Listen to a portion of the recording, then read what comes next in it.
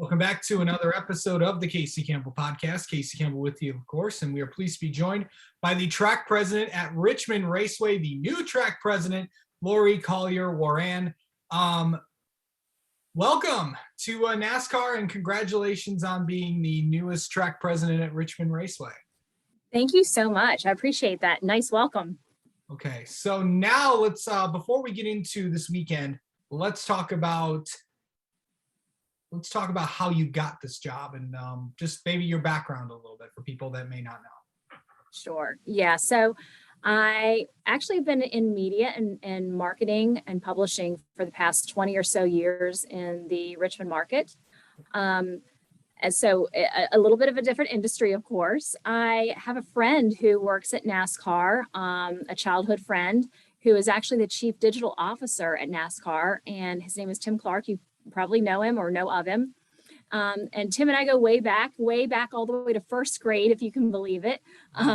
We sat right beside each other, and we're from the same area in Virginia.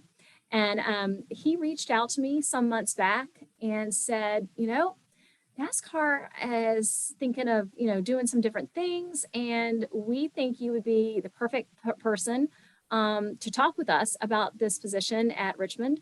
You've been doing some great things in media, and we've been watching the community connections that you already have, the community partnerships that you've already built, and we'd love to talk to you about this opportunity. And so when NASCAR calls, you certainly get very excited about that opportunity. At least I did. And so I went and met with them, and sort of the rest is what got me here. Yeah. So going into this weekend, did you have any interest in NASCAR before you took this job?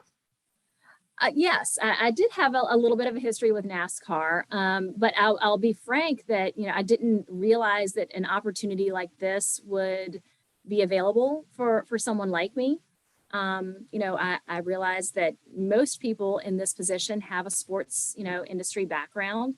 And I know that a lot of people have sort of been scratching their heads about, well, she doesn't have a history in sports, but, so I didn't realize that it was a possibility.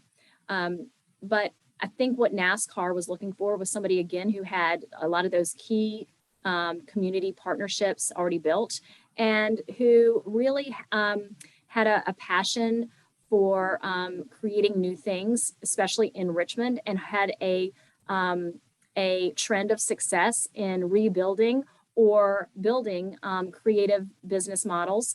And I certainly had a history of success. And so to answer your question, going back to the NASCAR piece, I had a love of NASCAR, in particular when I was very young. My grandfather and grandmother lived just a couple of blocks away from the racetrack, and my grandfather would come down here to park cars. Often to be able to see the races, and I would join him on occasion. I was not helpful at all, but it was just to simply join my grandfather. And so I had a curiosity way back then. But later in life, when I was dating my husband before we got married, he was an uber NASCAR fan, and he really introduced me to the sport. He was a huge Dale Earnhardt fan. So much so that once we got married and we had a little apartment up in Northern Virginia at the time, we only had 3 rooms or so. And I told him he could decorate one of those rooms, and he decorated it in the number 3 car. It was the bathroom, by the way. And he decorated everything except for the toilet paper in the number 3 car. So we definitely were NASCAR fans at that point. Okay, so now that you've taken this job, of course, you're in the area. What exactly you know this area, and you're the person you took over for, Dennis Bickmeyer, is still in the area, obviously in a different capacity around the Richmond area. And this is a big time. What does this area mean to you? Oh, Richmond is a special place. It has my heart. I grew up in Hanover, just outside of the city of Richmond. And my parents were both high school principals, and my father was a football coach in this area. So both of them touched a lot of lives. As I mentioned, my grandfather grew up just a couple blocks away, from the track. And of course, I went to school in this area. And I moved away for a few years, but came back because it is such a special place. It has a lot of institutions and legacy organizations that are very impactful to this community. And the Richmond Raceway is one of them. And so when you're offered the opportunity to come into a legacy organization like the Raceway and possibly impact change and be a part of the community even deeper, you don't say no, especially when you love a town this much. Yeah. So this is the second race weekend for Richmond this year. What are fans expecting this time around? We got the NASCAR Cup Series, and for the second time, and this time instead of the Xfinity Series, we got the NASCAR Camping World Truck Series here, right? As part of race 2, a part of their playoffs as well. What is that? What's going to be like this weekend? What can we expect? Most importantly, what can fans do this weekend? There's almost too much to do. They're not going to be bored. In probably about an hour, the RV campers are going to be able to move in. So as you know, that's when all of the fun starts. I can't wait to actually change out of my clothes and go start checking them in and greeting them. That starts tonight. Tomorrow we have track laps for charity, where folks can, for $20, get 5 laps around the track.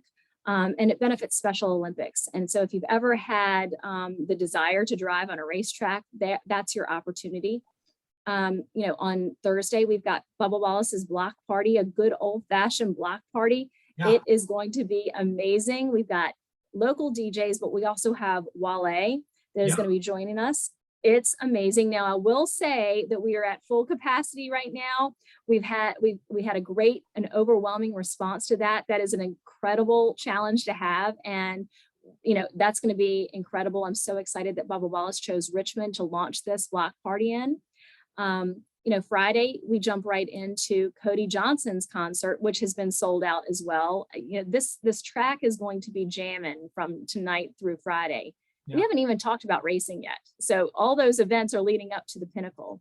So as you mentioned, we've got the Worldwide Express 250, Camping World Truck Series, the playoffs. So we're in the mix of everything now. We're jamming, and the weather is supposed to be gorgeous this weekend. The weather forecasters here are even talking about you might want to bring a little long sleeve t-shirt. It might be a little chilly at the Truck Series race. Sure. That's very unusual for us here. And then lastly, of course, we've got the Federated Auto Parts 400 NASCAR Cup Series on Sunday. There's quite a bit to do in the Midway. We've got BMX stunt shows. We've got more music, of course, food and drink, and we've got plenty to do leading up to the race. Now, there is a lot to do, and you mentioned this. You mentioned the Midway.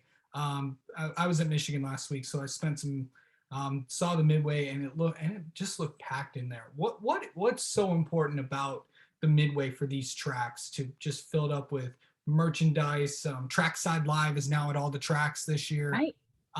What's it like what do you want to see out of this Midway because there's going to be a ton of people, as you just mentioned, this weekend, right, for all the events that are planned, especially for the 2 days of racing this weekend. Well, in the Midway, that's where you really have a sense of community. You get to interact with other fans.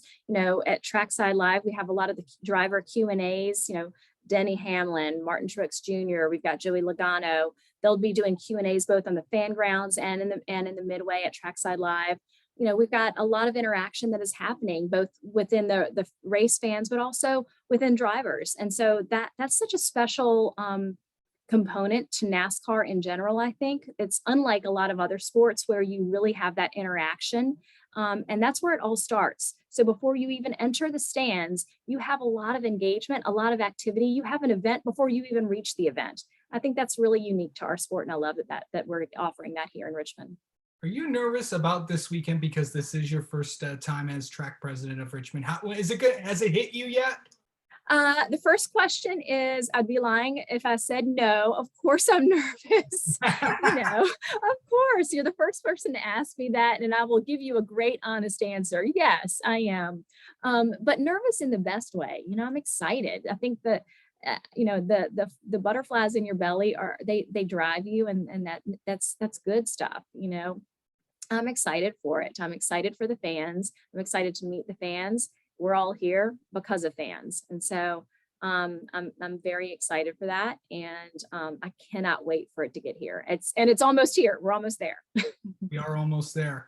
All Yeah. right. Don't forget to let's see. Of course, where can fans I've heard some tickets are still available. There are a few tickets available, richmondraceway.com. That's the easiest and best place to be able to select the option that's best for you. So come on out to the track. The weather's going to be great. Yep, of course. All right, and of course, we'll keep updated on that because there's been tons of people. So get there early, folks, if you want to go to this weekend's races for the Worldwide Express 250 and the Federated Auto Parts 400 for this weekend. All right, Yep. Lori, Collier, Waran, I know you're going to be about a very busy person this weekend. So we'll let you go. Thank you so much for coming on and talking with us, and congratulations on becoming the latest track president at Richmond Raceway, and good luck and have fun this weekend. Thanks, Casey. Appreciate it.